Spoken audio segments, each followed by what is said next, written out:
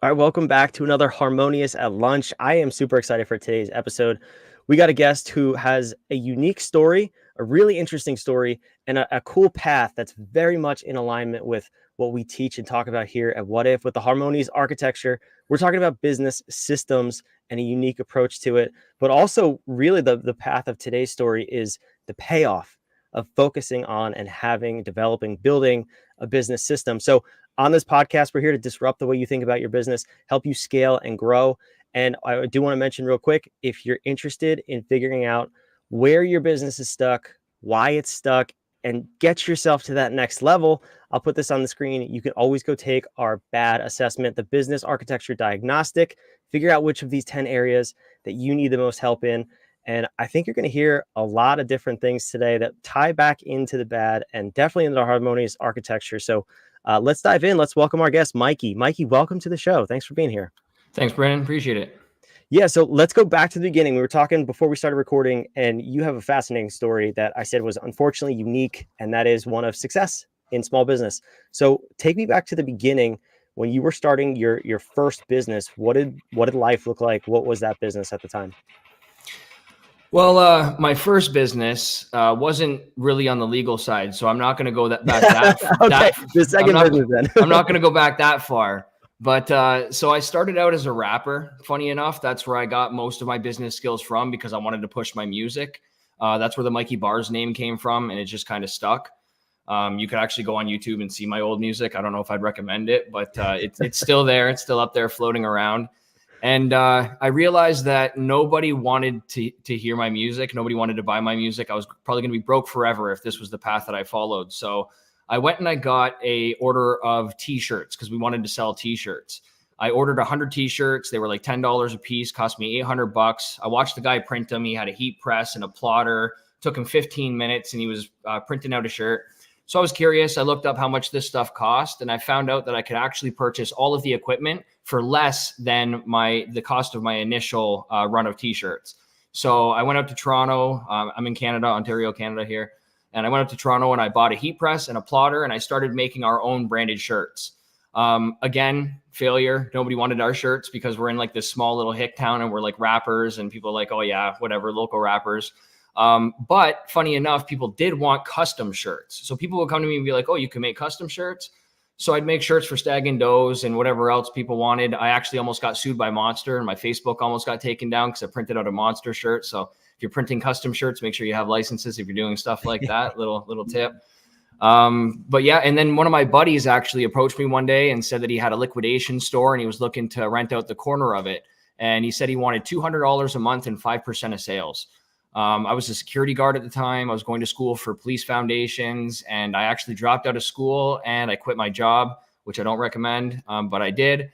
And I went and I started up this little clothing shop called Ill Apparel in the corner of his liquidation store, me and my buddy. And, you know, some months I made money, some months I didn't. My buddy there would come into the store throwing toaster ovens through the ceiling and doing all kinds of crazy shit. So I was like, you know what, I got to get out of here and I got to go get my own location and I got to try to find a different product to sell. At the time, it was 2015 and vaping was just getting started at the time. So I noticed there was only one vape shop in town. So I made an order for some vapes. I actually had to smuggle some nicotine across the border because I actually couldn't get nicotine in Canada. So this is a rated R story. This is the rated R version. But yeah, so I ended up I transitioned from Ill Apparel to Ill HQ Vapor and Apparel because I still wanted to keep doing the apparel, but I wanted to try this vape stuff.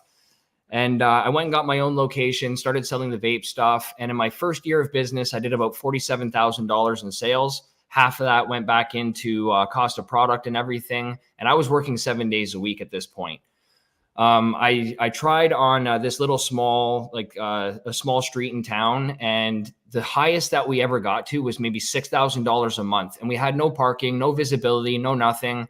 And I was just like, you know what, this isn't why I started a business. I got to do something different here. So I started looking for a different location.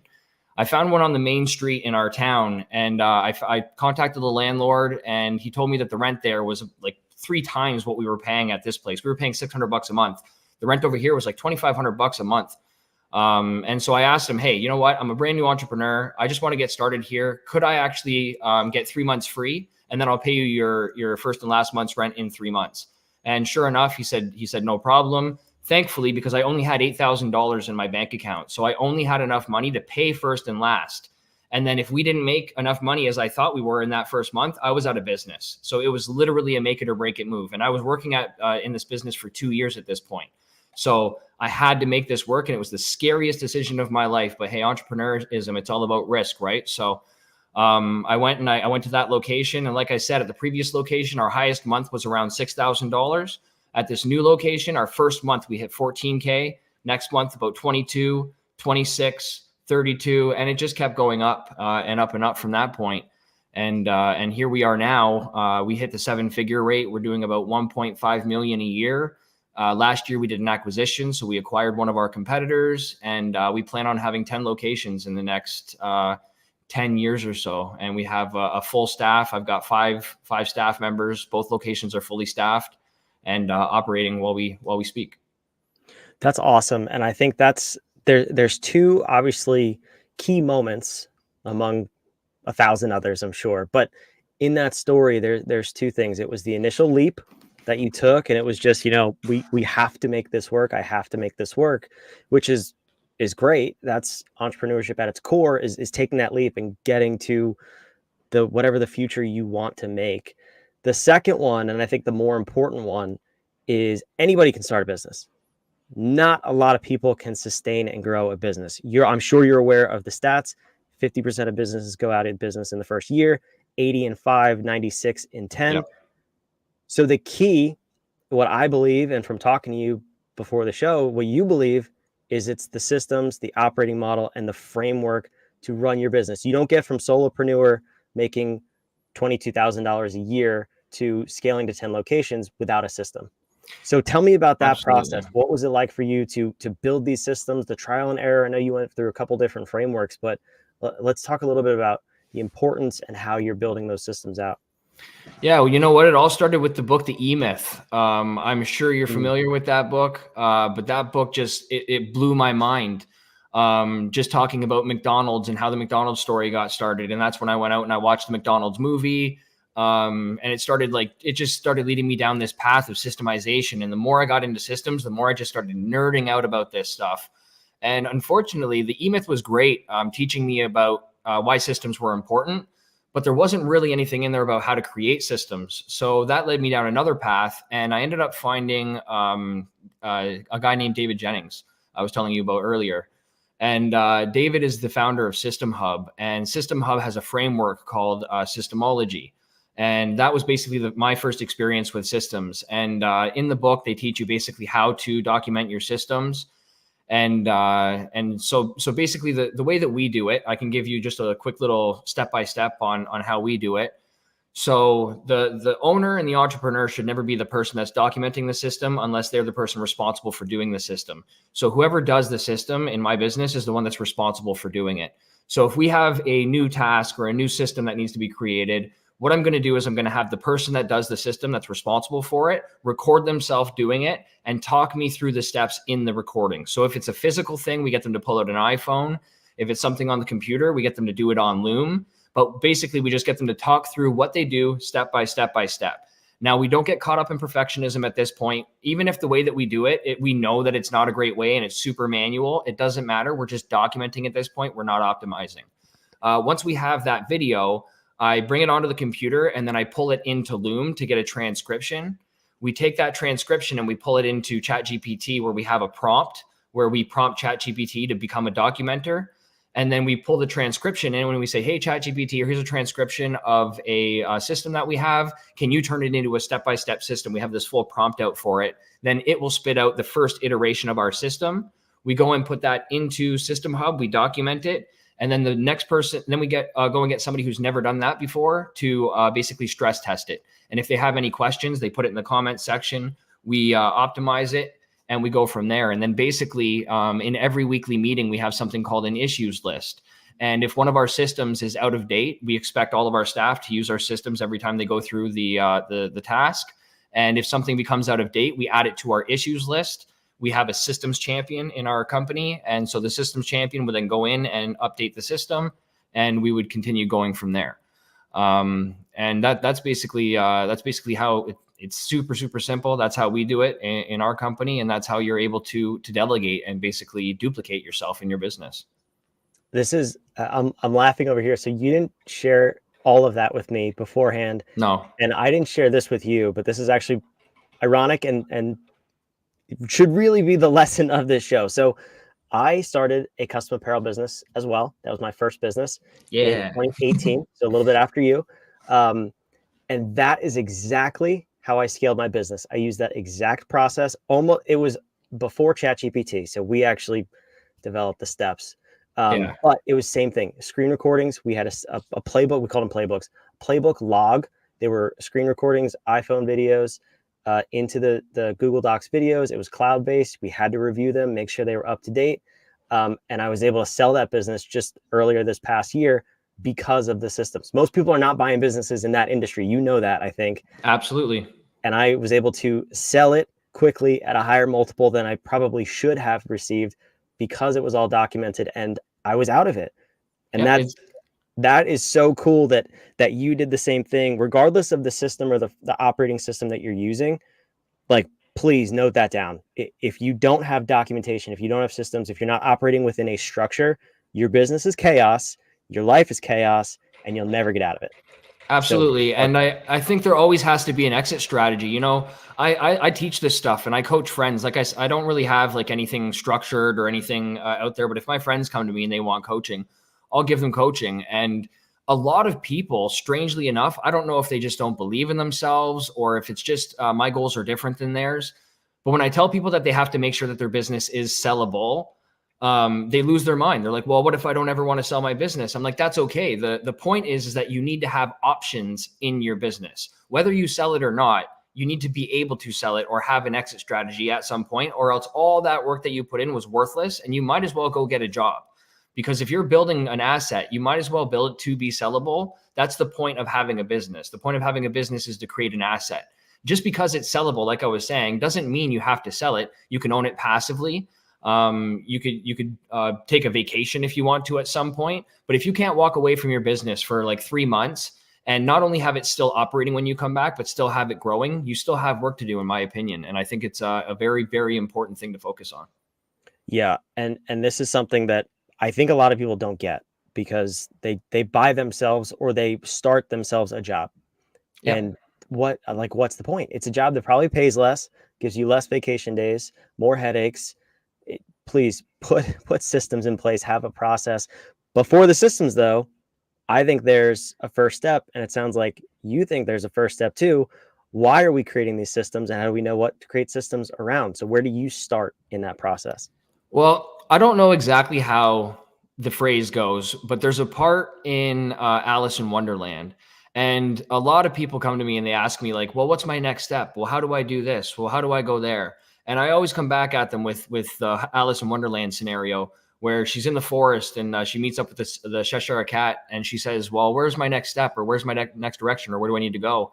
And then he asks her, well, where are you going? Where do you want to go? And she says, well, I don't much care where I go. Then he says, well, it doesn't matter then where you end up. Right. And I feel like that's so powerful because if you don't know where you're going, if you don't have a vision and an idea of where you're going, then where you are now is good enough. Like you've already made it. Right. If you don't have an idea of where you want to be, then you're already there.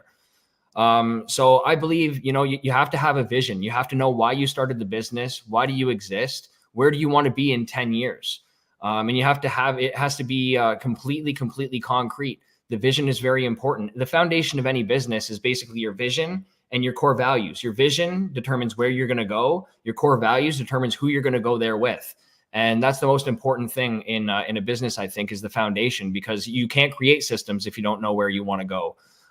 You can't have weekly meetings. Your data doesn't matter. Like none of these other core competencies of a business matter unless you know where you're going and why you're going there. I actually feel the why is more important than the where or the what. But the vision as a whole is so critical. Yeah, we're definitely speaking the same language here. And I just want to, if you're listening to this, I want to make sure you understand the importance and the long-term effects of this. If you don't have the vision, if you don't have core values, If you're not chasing a mission as a company, you're just going to have people who are producing widgets. They're cogs in a wheel. They don't care. You'll hire anybody. You'll have no reason to fire them, and there will be no alignment and no compelling future for anybody to chase. Your company will die. That's the short story there. So I want to tie this together real quick, and then we'll come back with one last question for Mikey. This has been an awesome episode. It totally resonates with everything we teach at Whadif in the harmonious architecture, and we touched on a number of the disciplines. We just came out of navigation, mission, vision, core values. We're as of this recording, we're in the middle of a 5-day workshop teaching people the mission, vision, core values in order to calm the chaos in their business. You can't have a harmonious business if you don't know where you're going and why you're going there. So we got to calm the chaos. We got to get your navigation system and your compass on track. We talked about hiring, which is home, your people, humans optimize in a meaningful environment. We talked about operate your systems, modify, change management. We talked about order, how you get things done. I mean, we touched on probably almost all of the 10 disciplines in this episode. If you really were to pick it apart, Mikey, what you got? If I can add one more, and I actually think that this is one of the most important that most people don't have when I talk to them, data. Data, man, having a good scorecard in your company and being able to have a pulse in your company. A lot of people measure their profit and loss. You can't operate without it. And that's great if you have a profit and loss, but you need to be able to have predicting indicators as well that you can use to affect the profit and loss. Because if you're just measuring based on the profit and loss, it's too late by the time the profit and loss is available. So having both lagging and leading indicators in your business, I think is critical. And a lot of business owners that come to me tend not to have that. And you can't predict, you can't make your business predictable and scalable without having good data. And you touched on it too, because that I 100% agree. But what are we measuring and why are we measuring it? Yep. And that comes from your vision. You Absolutely. break your vision down into actionable chunks, quarterly chunks. You work in those small bite-sized increments. You manage the leading indicators, and you'll get there probably faster than your vision says. If you have a 10-year vision, but you've broken it down well, you'll probably get there in 5, 6, 7 years, and you'll blow past that vision. Absolutely. Which is awesome. So listen, this episode has been really cool. And it's so awesome to see that other people are understanding and figuring out that you need a system, you need a framework. And I don't mean a system like a how-to daily system that we talked about. I mean a global system to follow and a framework to run your company through. So Mikey, thank you so much for being here. It's so great to hear your path, and it's possible for other people out there, because too many people go out of business in those first couple of years. So I'm going to put your website on the screen here, MikeyBars.com. Where else can people follow you? Are you on social media or anything? Yeah, absolutely. Mikey Bars on Facebook, Mikey Bars on Instagram. I believe my handle is MikeyBars.freedompreneur or freedompreneur.MikeyBars, because I'm writing a book called Freedompreneur, Breaking the Chains of Entrepreneurship, where I talk a lot about a lot of this stuff. But yeah, social media, if anybody's in Canada and they need a vape, you can go to 5-starvapor.com and support the vape shop. But beyond that, I'm pulling an Alex Hormozy. Right now, I have nothing to sell you, but stay tuned. That's so awesome. I love that. And one last thing, because we know we talked about this, and it's so cool that this is the path that you're taking in your life. Tell me what's next for you when you do get this website ready to go and everything. Where are you taking people? Because it's so important. I want you to highlight that real quick. Yeah. So basically, we all know that school failed entrepreneurs. I'm not going to say it failed everybody, because we still need doctors. We still need lawyers. Professionals are still very important. But if you want to be an entrepreneur, school isn't for you. And there needs to be a place for people like us to learn. So my passion project is Freedom Labs. It stands for Life and Business Strategy or Life and Business Systems, but it's basically all the same. And basically, I'm going to be teaching anything that has to do with freedom. So I'm going to be teaching people how to formulate something like this. I have something called my life book. I took a life book course, and it basically teaches you how to break your life down into life areas and figure out your vision and your core values and everything in your life. So I'm going to be doing some courses around there. I'm going to be doing some personal finance courses that show people how to come up with their financial independence number and how to achieve it. And I'm going to be doing some business courses on business systems and scaling and strategy and whatnot. So basically anything that you need to figure out what freedom means to you and to achieve that life, I'm going to try to have some courses and support systems and communities based around that. That's so awesome. We'll link to everything possible, everything that Mikey just said in the show notes here if you're watching the recording. But thanks again for coming. This is a great episode and something I think people really need to hear. So thank you for joining me. And for you watching, we'll see you on the next episode of Harmonious at Lunch. But take this away, please.